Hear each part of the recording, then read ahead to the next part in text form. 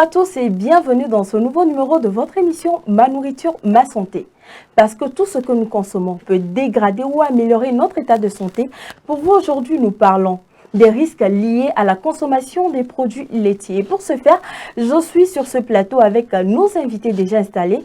Docteur Nicole Boukari, bonjour et bienvenue. Bonjour madame, merci. Je vous en prie. Alors, vous êtes docteur vétérinaire à Vétérinaires sans frontières suisse. Exactement.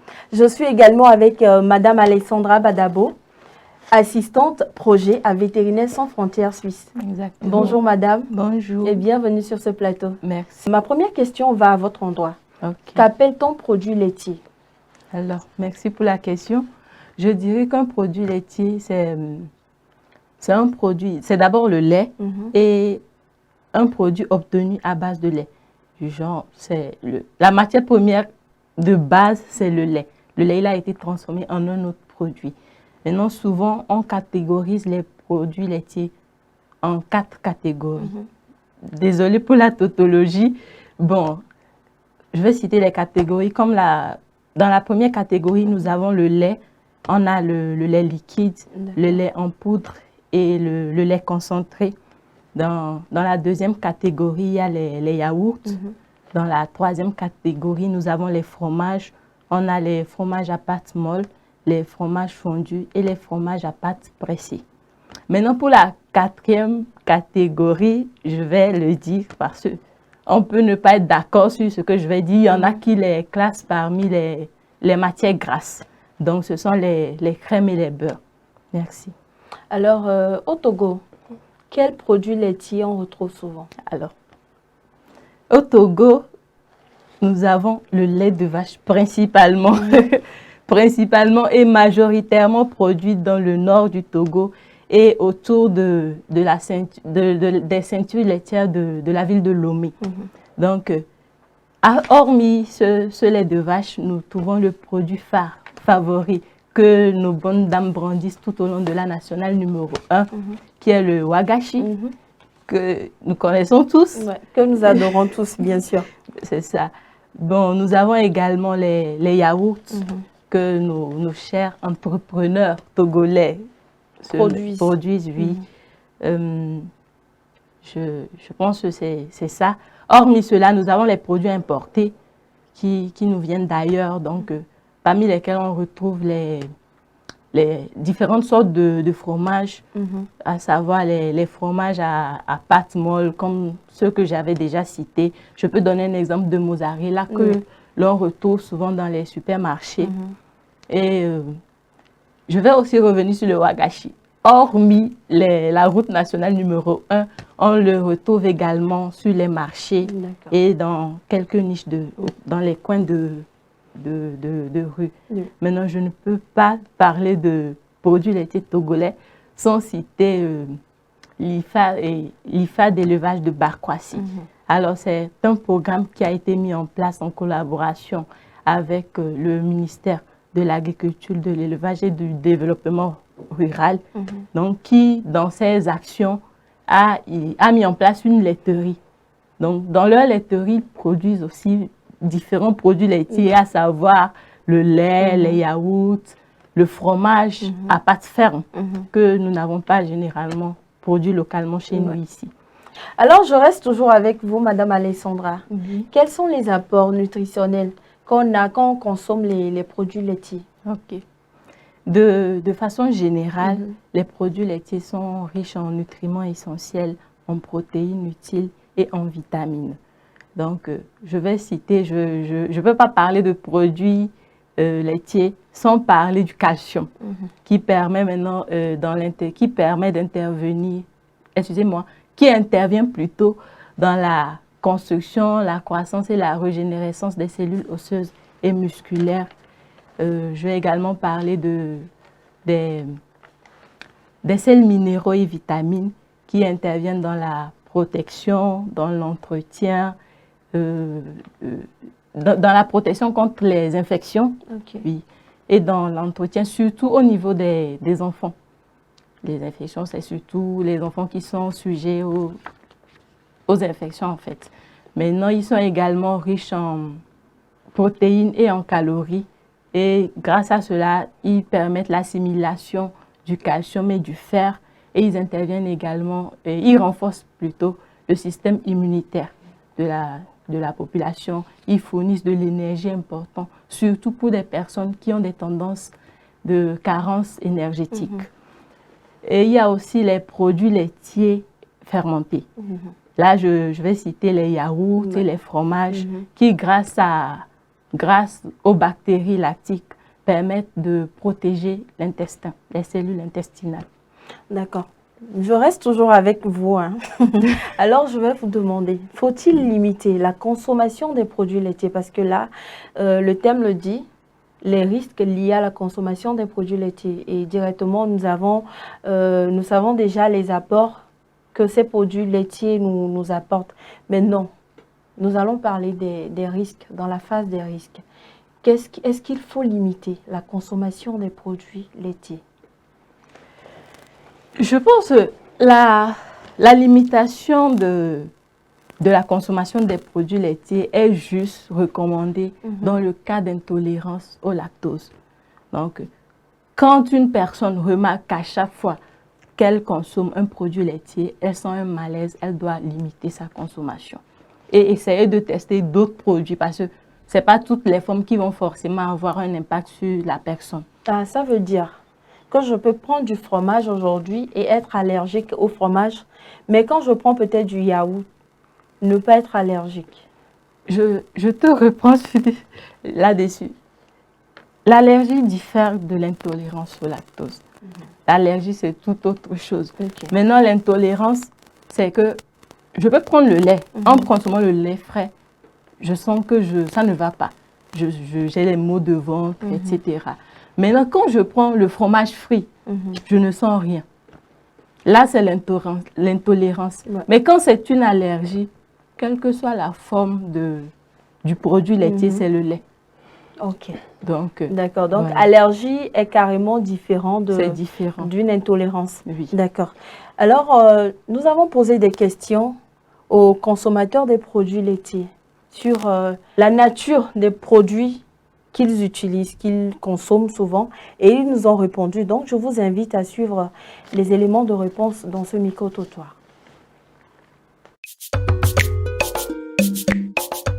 J'aime bien consommer, bien sûr, les produits laitiers. Bon, parce que d'abord, toutefois, c'est facile à apprendre. Et du côté hygiène, je crois que la présentation est vraiment très importante pour éviter d'autres mots ou bien d'autres bobos qui parfois nous mettent mal à l'aise. Souvent prendre comme produit laitier le wangach, soit du yaourt.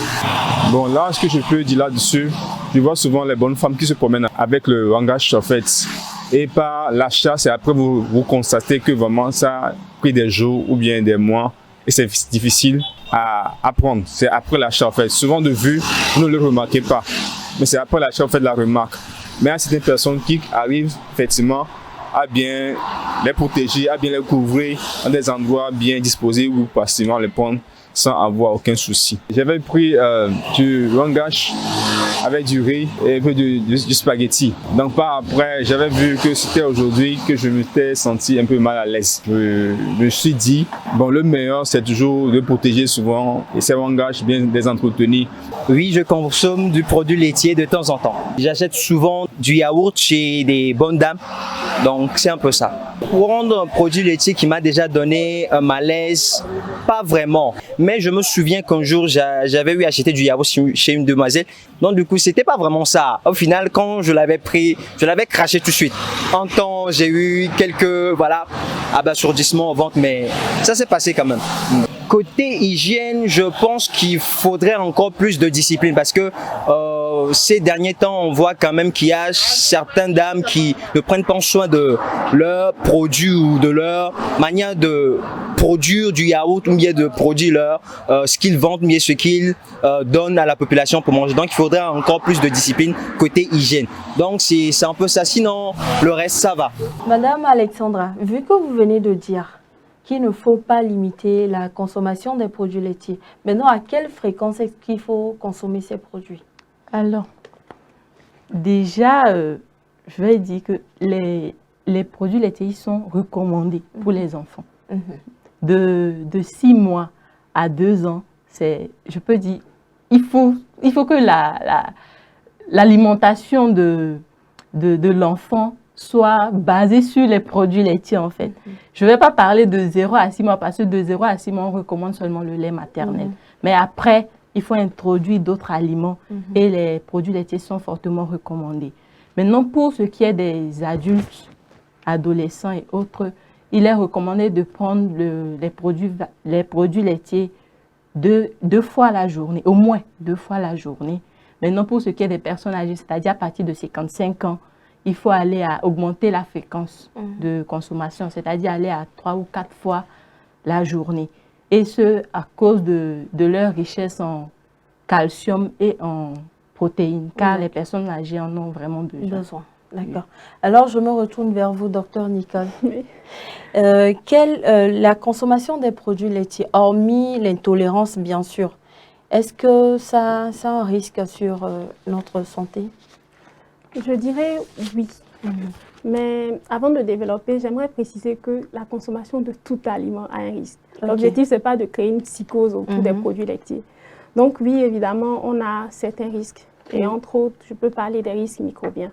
Donc dans le cas où on est dans un élevage, un monsieur qui a quelques vaches, il traite sans forcément respecter les règles d'hygiène, c'est-à-dire se laver les mains, nettoyer les pieds de la vache avant de traiter. Donc il traite, déjà on a les microbes de ses mains.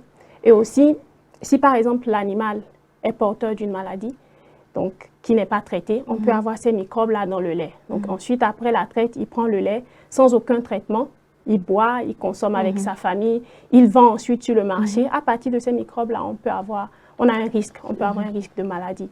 Et outre les risques microbiens, on a également les risques liés aux dangers physiques. Donc les dangers physiques, entre autres la poussière, les mouches. Quand nous voyageons au bord des grandes routes, là, nous voyons plusieurs dames qui vendent essentiellement le wagashi, le fromage. Et ce n'est pas forcément couvert. Donc c'est dans un seau, dans une bassine, un plateau. Et ce n'est pas couvert. On a les mouches là, on a les camions qui passent, la fumée des camions là, la poussière. Et on a même certains consommateurs, quand ils veulent acheter le fromage, ils enlèvent dans le seau ou dans le plateau de la bonne dame, ils touchent comme ça, sans forcément s'être lavé les mains au préalable. Donc tout ça, ce sont des risques physiques qui peuvent conduire à une maladie ou en tout cas qui ne sont pas forcément bons pour l'organisme de l'homme. Et outre ça, on a également principalement les risques liés aux résidus des médicaments vétérinaires. Donc, généralement, quand on regarde au niveau des élevages, quand un animal a un problème de santé, malheureusement, le premier réflexe des éleveurs, c'est souvent de se dire « Ah, j'ai une boîte à pharmacie là, j'ai des médicaments là, je vais juste administrer à l'animal. » Mais le souci, c'est ceci. Déjà, forcément, est-ce que le médicament est adapté pour la pathologie que l'animal a? Ensuite, est-ce que la date de péremption même du médicament est respectée? Parce que quand il va prendre le médicament dans sa boîte à pharmacie, il ne va pas forcément avoir ce réflexe-là. Donc, directement, il administre à l'animal.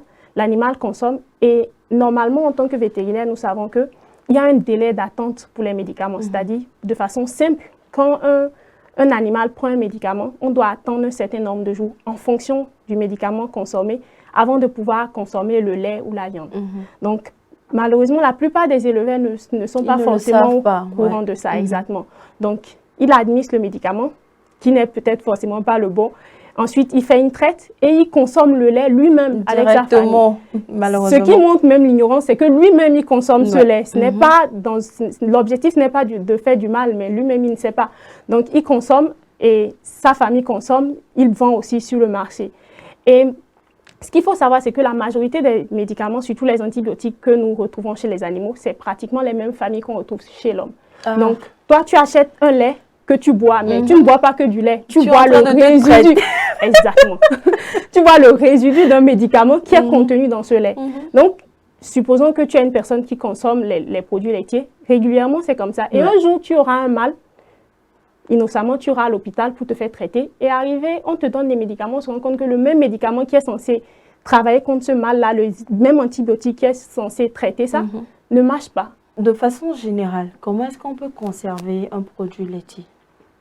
Alors, de façon générale, le lait déjà, c'est un milieu qui favorise le développement des micro-organismes.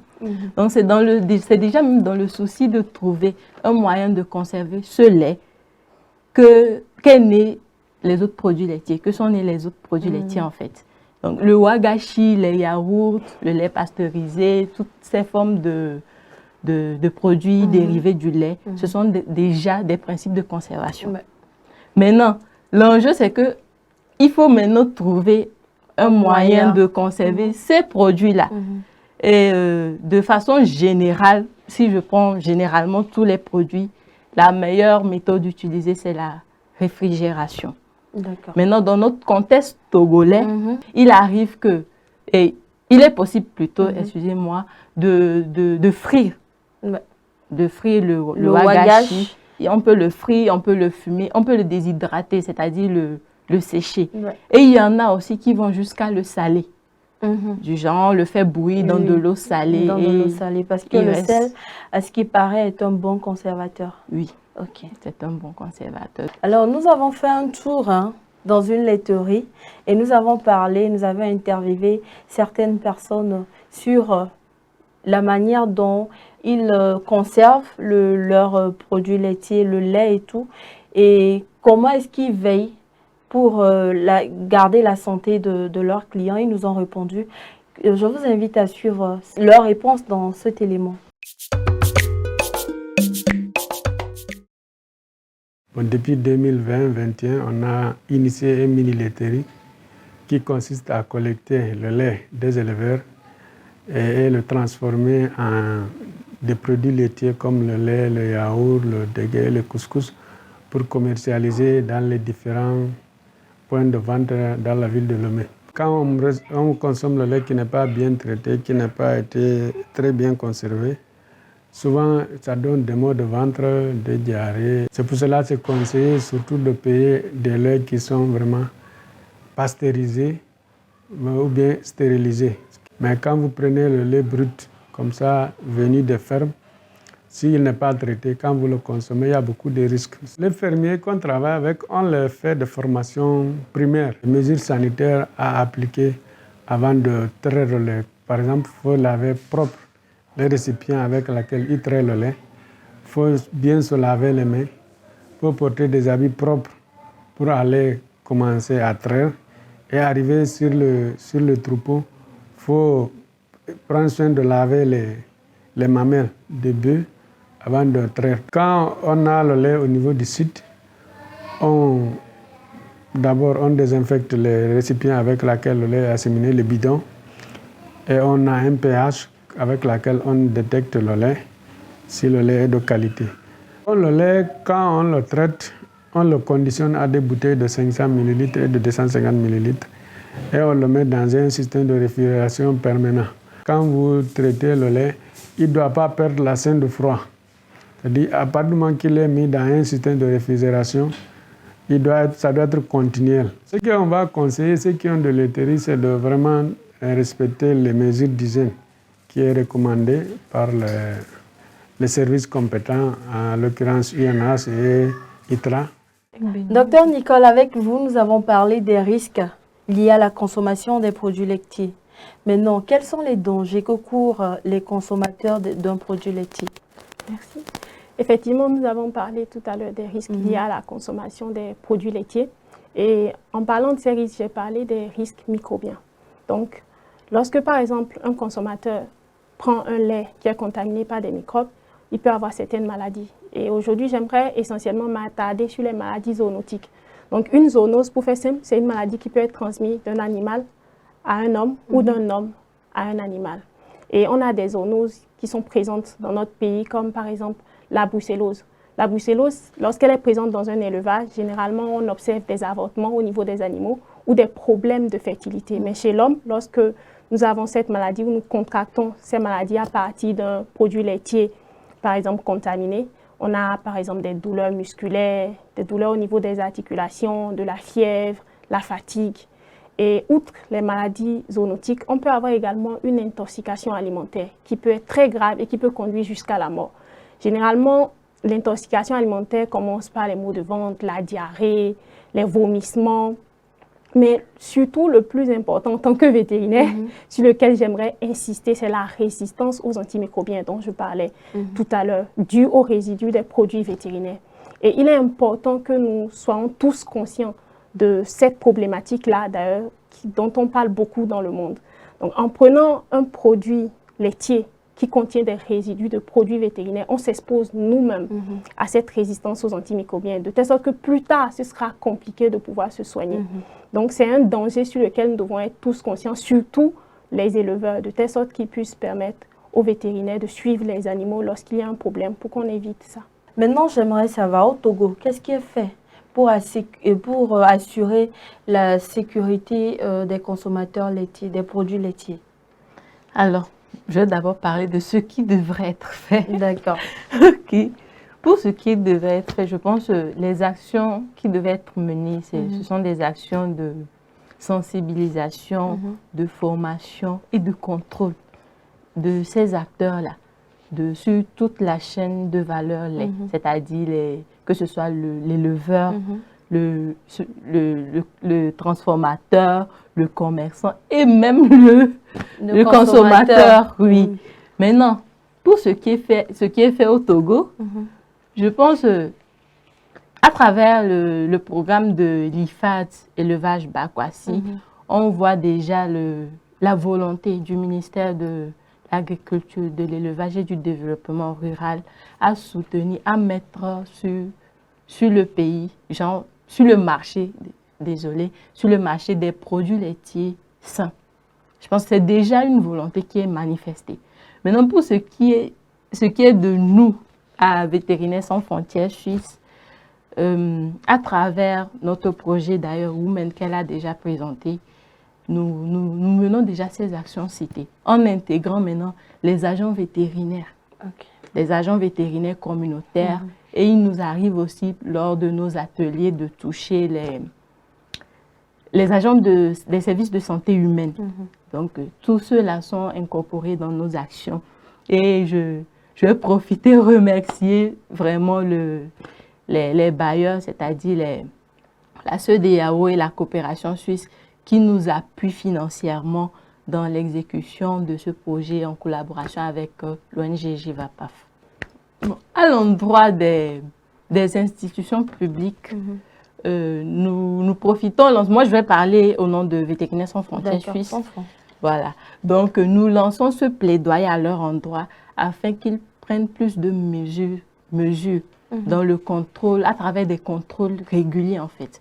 Maintenant, pour les consommateurs, je vais leur dire encore une fois, vous avez un rôle primordial à jouer dans cette histoire-là. Parce que c'est à vous d'emmener le revendeur, le commerçant, le producteur à améliorer ce qu'il a l'habitude de faire. Voilà. Parce que souvent, c'est pas fait exprès, comme ma collègue l'a dit. Ils le consomment eux-mêmes, ils consomment ces produits eux-mêmes. Donc, quand vous remarquez qu'il y a un problème, dites-le. Donc, faites votre part de gens, assumez votre responsabilité. Mais il faut le dire surtout gentiment, hein, d'une non, je le dis gentiment. Désolée, je ne suis pas en train de... Comment on dit ça? Je ne suis pas en train de les condamner, mais eux aussi, souvent, ce n'est pas ignorance. On peut dire, quand on s'entend bien avec un commerçant, c'est facile de lui dire. Et là, je me retourne vers Dr Nicole Boukari. Et vous, quel conseil est-ce que vous avez à l'endroit des éleveurs? Sans vouloir répéter déjà ce que ma collègue a dit, j'aimerais revenir sur le fait que les consommateurs, nous sommes, parce que je suis également consommatrice des produits laitiers. Toutes les trois, nous sommes de vraies consommatrices de produits laitiers. Exactement, nous sommes responsables de ce que nous consommons. Et nous devons être pleinement conscients, parce que lorsqu'on a tendance à parler des risques, immédiatement, on met notre regard sur les institutions et tout. Mais en tant que personne, nous devons être conscients que nous sommes responsables de ce que nous consommons. Ce n'est pas forcément l'éleveur ou les institutions qui doivent être les premiers ciblés. Et à l'endroit des éleveurs, je dirais qu'ils doivent être conscients du fait qu'ils s'exposent eux-mêmes. Parce que généralement, les éleveurs consomment leurs produits qu'ils produisent. Donc, conscients de la présence des maladies, surtout des zoonoses qu'ils peuvent contracter. Et conscients aussi du fait qu'ils sont responsables de ce qu'ils vendent et de ce qu'ils produisent. Et aussi, j'aimerais juste ajouter que les vétérinaires sont disponibles. Pas seulement les vétérinaires, mais tous les agents de la santé animale sont disponibles. Lorsque vous avez un cas de maladies au niveau de votre élevage, n'hésitez pas. N'administrez pas directement les médicaments à votre animal. Nous sommes formés pour ça et nous sommes là pour vous aider. Voilà. Alors, mot de fin? Alors, comme mot de fin, je vais remercier SOS Docteur TV de nous avoir invités sur ce plateau. Et je ne saurais conclure sans remercier l'ONG Vétérinaires sans frontières suisse qui nous a permis d'être là. D'accord. Docteur Nicole? Je remercie également Vétérinaires sans frontières suisse qui nous a permis d'être là. D'accord. Alors, voilà, qui est bien, qui finit bien. Chers téléspectateurs, merci de nous avoir suivis et surtout n'oubliez pas de faire de votre nourriture votre premier médicament. Bonne suite de programme sur SOS Docteur TV.